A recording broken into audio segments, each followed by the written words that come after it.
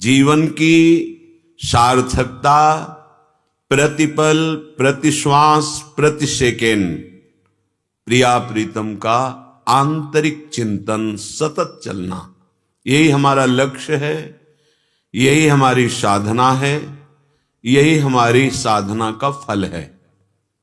विश्वास कीजिए, अगर ये आपके अंदर दृढ़ भाव आ गया तो दर्शन, लीला में प्रवेश, प्रेम, तत्वबोध सब प्राप्त हो जाएगा। जीवन का लक्ष्य बस इतना बना लीजिए, मुझे कोई भी प्रलोभन या कोई भय मेरी लाडली जू के चिंतन से नहीं हटा सकता। बलिहार है उसके जीवन को, धन्य धन्य धन्य तेई जे इनके उपास है। उपासना हर समय आराध्य देव के समीप रहना चिंतन के द्वारा। अगर हमारा हृदय नाम के साथ धड़क रहा है, हमारी श्वास नाम के साथ चल रही है, तो हमारा जीवन धन्य धन्य धन्य हो गया। सब शास्त्रों का सार, सब मार्गों का सार अनन्य चिंतन, अपने आराध्य देव का तैल धारावत अखंड चिंतन। हमारा लक्ष्य दूर नहीं है, क्योंकि वो किसी साधना की उपज नहीं है। कोई भी साधना करते हैं तो उससे असाधनों का नाश, अंतःकरण की निर्मलता, बस भगवत स्वरूप का प्रकाशित हो जाना, प्रेम रस प्राप्त होना, ये कृपा से होता है। जब हम निरंतर चिंतन करते हैं तो ये देखकर हमारे प्रिया प्रीतम रीझ जाते हैं कि इसका मेरे सिवा कोई आश्रय नहीं, इसका मेरे सिवा कोई बल नहीं, तो हमारी सारी चाहें तो अनन्य चिंतन ही मिटा देता है। पर हमें प्रियालाल का सानिध्य, प्रियालाल का प्रेम, प्रियालाल की लीला में प्रवेश, ये केवल प्रियालाल की कृपा से प्राप्त होता है। इसीलिए निरंतर भजन करते हुए भी दैन्य होकर आर्त भाव से प्रार्थना करते रहते हैं उपासक जन, कृपा करो लाडली, कृपा करो महारानी जू। हमारे साधन भजन से इतनी सामर्थ्य नहीं कि आपका विशुद्ध प्रेम प्रकट हो जाए, आप अपनी कृपा से, तो उसे साधन का भी अहम नहीं रहता। जब साधन का अहम नहीं रहता तब साध्य की कृपा का विशिष्ट अधिकारी बन जाता है वो। ध्यान दीजिए, साध्य आराध्य देव की कृपा का विशिष्ट अधिकारी बन जाता है, अर्थात महाप्रबल कृपा जो मोक्ष सुख को भी लघु कर दे, वो प्रकाशित हो जाती है। हमारे ऊपर वो कृपा है, अपने सबके ऊपर वो कृपा है, क्योंकि जो अत्यंत दुर्लभ दुर्लभ बातें हैं वो हमें सुलभ हो रही हैं। ये हमारे भाग्य से नहीं, कृपा से। मानव देह मिलना दुर्लभ, सत्संग मिलना दुर्लभ, प्रियालाल के धाम आना, यहां टिकना, यहां अखंड वास करना दुर्लभ, प्रियालाल का नाम जप करना, प्रियालाल के लीला गुण का गायन करना, प्रियालाल हमारे हैं, हमारे हृदय में उनसे कहीं न कहीं अपनापन, ये सब दुर्लभ बातें हैं। ये दुर्लभ नहीं कि कोई बड़ा पद मिल गया, भोग सामग्री मिल गई, नाना प्रकार के प्रणाम नमस्कार मिल गए। ये तो सुकृतों का फल है, पुण्यों का फल है। ये कृपा से नहीं देखा जाता कि ये कृपा है। कृपा देखी जाती इसमें हमारा चिंतन कैसा है, हमारा अपनापन कहाँ है, हमारा अहम गलित हुआ कि नहीं, ये कृपा है। श्रीपाद प्रबोधानंद जी महाराज कह रहे हैं, कृपा करके राधा माधव केली कानन भुवम राकेंद्र कोटि प्रभा स्वक्षाम मुक्त षडूर्मि भिरहो प्रेमामृताम धेर भृताम नानाश्चर्य सरह सरिद गिरिलता गुलमद्रुमाद्यैर्महा नंदोच्छृंखल खेल संखग मृगैर वीताम सखे अनुस्मर। हे मित्र, कितनी करुणा है। इतने बड़े महापुरुष वो कह रहे हैं, अय मित्र मेरी बात मान ले। श्री राधा माधव की ये केली भूमि जो वृंदावन है, यहां सूर्य चंद्र का भी प्रवेश नहीं है, पर करोड़ों चंद्रमाओं जैसी कांति प्रतिपल वृंदावन में प्रकाशित होती रहती है। प्यारी जी की चंद्रा सखी स्वयं, जो करोड़ों चंद्रमाओं एक साथ मिलकर भी कांति प्रकट नहीं कर सकते, वो वृंदावन को प्रकाशित करती है। यहां सखियों के सिवा किसी का प्रवेश नहीं। ये श्रीधाम है। न तद्भासते सूर्यो न शशांको न पावकहा। ये सूर्य चंद्र अग्नि आदि तेज से प्रकाशित नहीं है।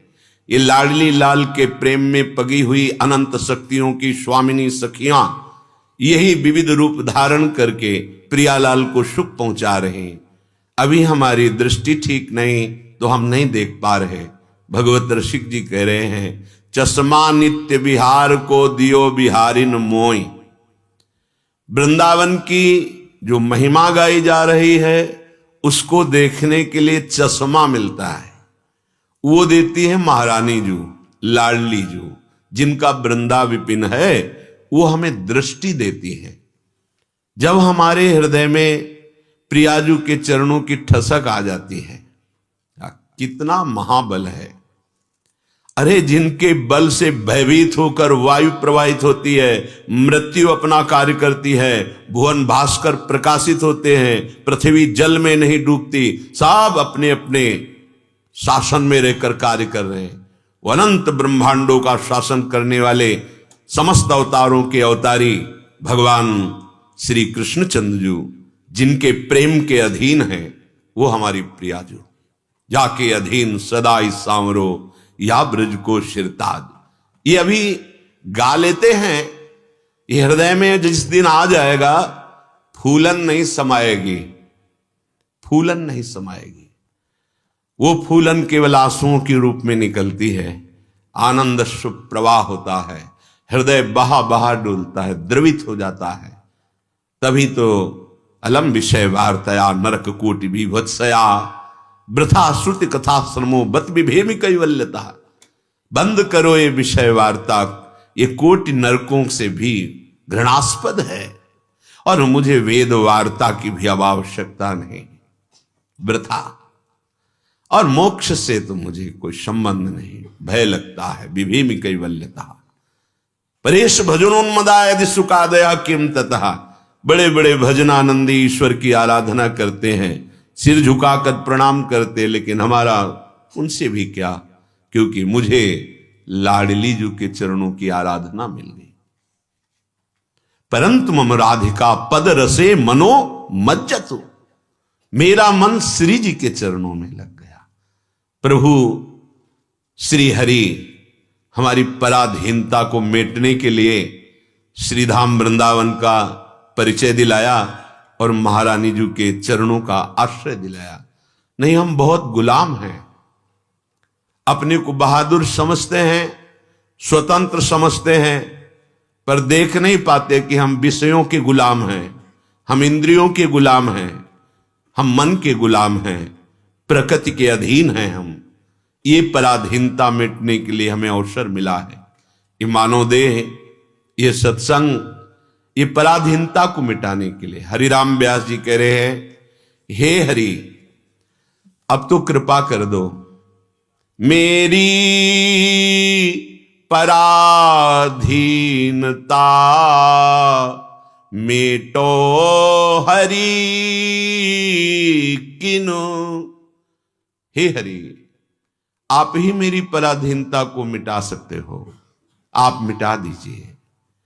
अपने शरण राख लेहु बलि जाऊं, विमुखन के द्वारे उझको जिन, बहुत ध्यान देने योग्य बात कहे हैं। पाए रतन, हमें रतन मिल गया वृंदावन, परिचय नहीं मिला। रतन पाए चीन्ह्यो नहीं, दीन्ह्यो करते डाल। बहुत बढ़िया अवसर मिल गया है, आपको जीने की आशा है, इसलिए आपको सोना अच्छा लगता है। और जिस दिन ये बात समझ में आ गई कि कभी भी शरीर छूट सकता है, तो अब ये बात लग गई कि ये कमा लो, कमा लो, जितना भी कष्ट मिले चुपचाप सह लो, राधा नाम कमा लो, राधा राधा राधा राधा राधा, इतनी कमाई कर लो कि हमारे प्रियालाल प्रसन्न हो जाए। बिक जाते हैं प्रियालाल, जिससे लालजू कहते हैं राधा नाम मेरा निश्चित मूल्य है, अगर आप राधा नाम एकत्रित कर लो, मुझे खरीद लो। ये नींद में सोने का मतलब है इंद्रियों को विश्राम मिलना।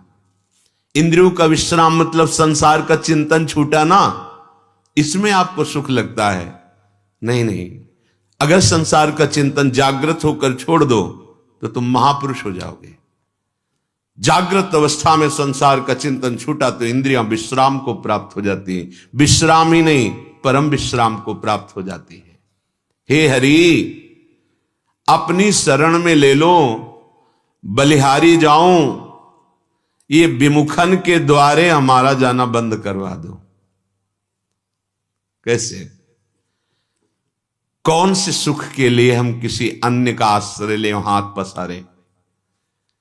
बड़ी बुद्धि मारी गई है। यदि प्रभु का आश्रय लेकर के हमारे अंदर और किसी से चाह प्रकट हो जाए कि अमुक हमें फल देंगे, अमुक हमें धन देंगे, अमुक हमें वस्त्र देंगे, अमुक हमारी व्यवस्था करेंगे, तो धिक्कार है तुम्हारी शरणागति को।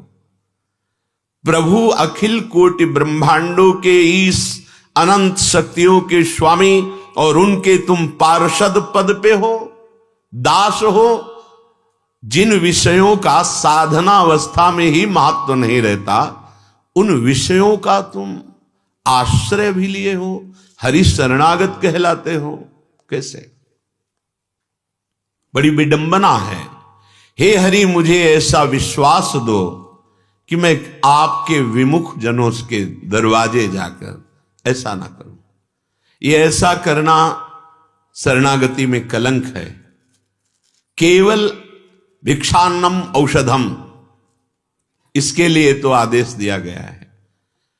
क्या होता है, हम लोग केवल जबान से कह देते हैं कि भगवान की तो हम शरणागत हैं, लेकिन हृदय से नहीं होते। नहीं तो आपको सच्ची कहते हैं, जैसे माता को फिक्र है अपने बच्चे की, कब क्या पहनाना है, कब कौन सा उसको भोजन देना है, क्या उसको कहां घुमाना है, कैसे उसका मनोरंजन करना है। हमारे प्रभु का एक नाम है जनमन रंजन, अपने शरणागत के मन को आह्लाद प्रदान करने वाले। ऐसे रहो, जो पवावे वो पालो, जो पहनावे वो पहन लो, जैसे रखें वो रहो। अपने कर्तव्य में प्रमाद मत करो। कर्तव्य जो आपको गृहस्थी विरक्ति जो कर्तव्य मिला है, जितनी सामर्थ्य मिली प्राणपन से करो, और जैसे हरि रखे वैसे रहो। किसी के आगे हाथ मत फैलाओ, यह हमारे दासत्व में कलंक है। तुम्हारे दास ही आस औरन की, उपजत नाहिन श्याम तुम्हें घिन। हरि, मैं कहलाता हूं कृष्णदास, केशवदास, रामदास, हरिदास, आपका शरणागत कहलाता हूं। पर प्रभु, हमारी स्थिति बहुत वैसी है, हम किसी व्यक्ति से आशा रखते हैं। आपको घृणा नहीं आती हमारे प्रति? हरिराम व्यास जी कह रहे, नाहिन श्याम तुम्हें घिन, तुम्हें घृणा नहीं आती कि मेरा दास कहलाकर, सोचो हम कितने बड़े के दास हैं। यही सोच हमारी बिगड़ गई है। हम हैं किनके? आप श्रद्धा करो ना करो, आप अपने पिता पर श्रद्धा करो ना करो, वो पिता है, वो मां है, ऐसे ही हमारे अंशी हैं, हरि हम उनका अंश हैं। ईश्वर अंश जीव अविनाशी। माता पिता का संबंध इस प्राकृतिक देह मात्र में, लेकिन हमारा संबंध स्वतः सिद्ध संबंध हरि से है। वो हमारे अंशी हैं, हम उनके अंश हैं। वो हमारे स्वामी हैं, हम उनके दास हैं। कैसे तुम्हारे स्वामी? शिव, विरंच, शनकादि जिनकी चरण वंदना करते हैं।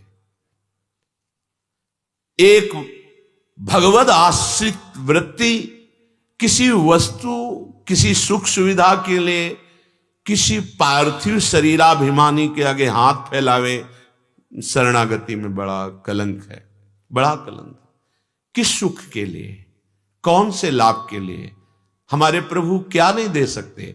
बोले नहीं दे रहे तो बड़ा मंगल है, अगर वो नहीं दे रहे तो बड़ा मंगल कर रहे हैं। सच्ची मानिए, अज्ञान के कारण आप ऐसा सोचते हैं। उनके पास कोई कमी नहीं, वो मायाधीश है।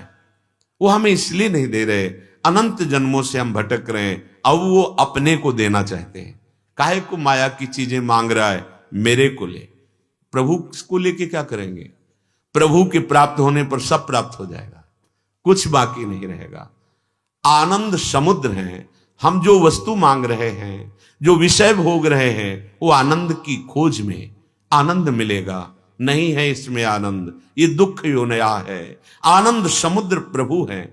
हे प्रभु, आपका कहलाकर औरों के आगे हाथ पसार, किसी लिए भी हाथ नहीं पसारना।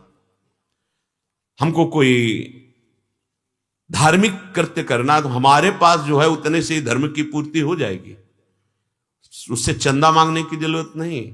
सत्य धर्म के पालन के लिए ऐसे करने की आवश्यकता नहीं। एक महात्मा मुदगल नाम के ऋषि थे। वो सीलोंच वृत्ति से जीवन निर्वाह करते थे। सील कहते हैं जब किसान का पूरा अन्न उठ जाता है, उसका अधिकार खत्म हो जाता है खेत से, अब वो जो पड़े हुए दाने हैं अन्न के, उन्हें चुन लेना। बाजार में जब व्यापारी अपना अन्न उठा के चले जाते हैं, जो दाने गिरते हैं उनको उठा लेना उंच कहते हैं। सील और ओंच, सीलोंच वृत्ति, वो अन्न एकत्रित करते हैं। तो 2-2.5 किलो बहुत होता था, उसका वो सतुआ बना लेते थे और ऐसे चुटकी भर लेकर के पूरा वर्ष उसी से गुजारा करते थे। सीलोंच वृत्ति से, सीलोंच वृत्ति से एकत्रित किया हुआ 2-2.5 किलो सतुआ मिट्टी के पात्र में रखा। इतने में अतिथि रूप से आ गए भगवान। निष्ठा की परीक्षा होती है। यदि आप कुटिया बनाए हो, यदि आपके यहां अन्न है एकत्रित, तो आए हुए अतिथि का अगर स्वागत नहीं करेंगे तो आपका तप और पुण्य नष्ट हो जाएगा। शास्त्रीय सिद्धांत है। यदि आप भिक्षुक हैं, किसी वृक्ष के नीचे पड़े रहते हैं आप, तो फिर आपके ऊपर अतिथि का अधिकार नहीं है। यदि आप एक झोपड़ी भी बनाए हैं, जल भी रखे हैं, तो अतिथि का अधिकार बन जाता है। अगर अतिथि आता है तो हाथ जोड़ करके आसन देकर, जल है तो जल के लिए ही पूछिए, ये बनता है। तो सतुआ था, आए और कहा कि बहुत ही क्षुधा लगी है, आपके पास कुछ है? हाँ भगवान है। सतुआ दिया उनको, पूरा 2.5 किलो सतुआ पा गए। 1 वर्ष के लिए वो रखते थे। उन्होंने कुछ नहीं कहा, जल पिला दिया, तृप्त हुए, चले गए। तो वहां कुछ कण सतुआ के गिरे हुए थे, तो एक नेवला वहां से गुजरा तो आधा सोने का बन गया, स्वर्णिम तेजोमय शरीर। अब वो जब महाराज युधिष्ठिर की राजसूय यज्ञ हुई, राजसूय यज्ञ भगवान मुखिया उसमें, तो जब पूरी हो गई राजसूय यज्ञ, तो हर जगह वो लौट रहा था। पूरे यज्ञ मंडप पर जहां जहां पंगत पवाई गई, वो बार बार यही कहता था कि मुदगल ऋषि की सतुआ यज्ञ से बढ़कर ये राजसूय यज्ञ नहीं है। भगवान श्री कृष्ण ने कहा, नेवले, ऐसी यज्ञ तो कोई नहीं कर सकता, क्योंकि इस यज्ञ में स्वयं भगवान शंकर, ब्रह्मा, श्री कृष्ण देवपान, व्यासदेव, परशुराम, बड़े बड़े सब भगवत स्वरूप आए हुए हैं। बड़े बड़े ब्रह्म ऋषियों का यहां सम्मान हुआ है। समस्त वैभव इस समय महाराज युधिष्ठिर के सेवा में है। आप ऐसा क्यों कह रहे हो? तब उसने कहा, महाराज शीलोंच वृत्ति से जीवन यापन करने वाले मुद्गल ऋषि का पूरी कथा बताई, और मैं वहां से गुजरा तो मेरा आधा शरीर स्वर्ण का हो गया। अब मैं सोच रहा था कि कहीं ऐसा पुण्य होगा तो मेरा पूरा शरीर स्वर्ण का हो जाएगा, पर राजस्व यज्ञ में वो नहीं हुआ जो सतुआ यज्ञ से हुआ। आप समझ पा रहे हैं? यदि आप धर्म से कमा रहे हो, 1 रुपए का आप धर्म कर दिए तो 1 अरब का बहुत बड़ा धनी वो दान करे तो तुम्हारी समानता नहीं कर सकता। 1 करोड़ गाय राजा दान करे और 1 गरीब आदमी बछिया दान कर दे तो उसकी बराबरी नहीं कर सकता। इसलिए अगर हम सोचे कि यज्ञ करने के लिए या हम भंडारा करने के लिए या कोई बड़ा अनुष्ठान करने के लिए हम चंदा मांगे, जरूरत नहीं। 4 लोग स्वयं सहयोग कर रहे हो, बात अलग की बात है। नहीं, धर्म आपके पास जो है उसी से पूर्ण हो जाएगा। आपके पास जो भी है आपके धर्म की पूर्णता उसी से हो जाएगी, किसी से मांगने की जरूरत नहीं है। हे हरि, आपका दास कहला करके मैं औरों से मांगता हूं, आपको घृणा नहीं होती? ये तो छोड़ देना चाहिए। अंदर से चाह नहीं रखनी चाहिए और ऐसे कभी नहीं करना चाहिए। श्री, कीर्ति, बुद्धि, ह्री ये सब नष्ट हो जाती है जो ऐसे करता है। पूज्यपाद उड़िया बाबा जी के वचन थे। अगर विरक्त है तो एक ही जगह केवल आज्ञा है, क्षुध व्याधिस चिकित्सताम।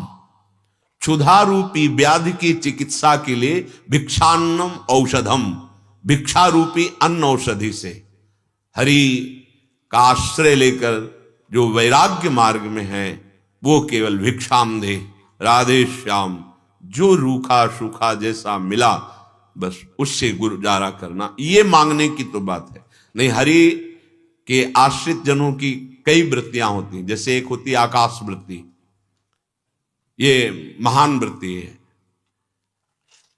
भगवान जो भेज देंगे जैसे रखेंगे वैसे रहेंगे, ना भिक्षा मांगेंगे ना किसी से कुछ कहेंगे, वो आकाश। एक होती है अजगर वृत्ति, पड़े हैं आ गया हमारे मुख के सामने तो पा लिया, नहीं तो नहीं पाया। यह है मधुकर वृत्ति। मधुकर कहते भौरा। भौरा जैसे हर पुष्प से पराग लेकर अपने प्राणों का पोषण करता है, ऐसे वैरागी 4 घरों में जाकर माधुकरी मांगकर अपने प्राणों का पोषण करके परमात्म चिंतन में लगा रहता है। लेकिन धन मांगना या अन्य कुछ मांगना तो कहते हरि तुम्हें घृणा नहीं आती हमारे ऊपर? केतिक आयु केतिक जीवन, काहे विनाशत काज हटक्कत। अरे तुम्हारा कार्य था निष्काम होकर परमात्म चिंतन करते हुए त्रिभुवन पर विजय प्राप्त करना, और तुम इस छोटी सी आयु के लिए भोग मांगते घूम रहे हो। व्यवस्था की कितना। अरे हरि आश्रित रहो, वो चाहे जैसे महलों में रखे चाहे झोपड़ी में बांस दें, जथा लाभ संतोष सदा, काहू सो कछु न चाहोंगो। ये हमारी निष्ठा है, ये हमारा जीवन है वैरागियों का। नहीं, अगर मांगना नहीं मिटा तो मतलब क्या हम भिखारी हैं? अरे हम प्रेम भिक्षुक हैं, भगवत प्रेम प्राप्त करने के लिए निकले। कोई विषयी भिक्षुक है क्या? धन के भिक्षुक है क्या? नहीं, हरि आश्रित है। जो हरि आश्रित है उसको विश्वास रहता है। पूषण भरन चिंत कराही, श्री हरिवंश विभो बिलसाई, श्री वृंदावन की माधुरी। अगर अपने शरीर पोषण की भी चिंता है तो अभी दासत्व तो नहीं पुष्ट हुआ। अगर किसी भी तरह के किसी अन्य आश्रय की वृत्ति तो अभी दासत्व तो नहीं पुष्ट हुआ। दासत्व पुष्ट हो गया तो बकाया क्या रह गया? योगक्षेमम बाहम में हम स्वयं स्वामी देखते हैं। तुम्हारे दास हैं, मैं आपका दास कहलाता हूं। आस औरन की उपजत नाहिन, श्याम तुम्हें घिन, मेरी पराधीनता मेटो हरिकिन। हे हरि, मेरी पराधीनता मिटा दो। आपके सिवा और किसी से आशा न रहे, और आपसे भी आशा केवल आपके सुमिरन की, आपके प्रेम की। इसी से पूर्ण तृप्ति हो जाएगी, कोई चाह नहीं रह जाएगी। प्रभु मैं तो आपका दास हूं,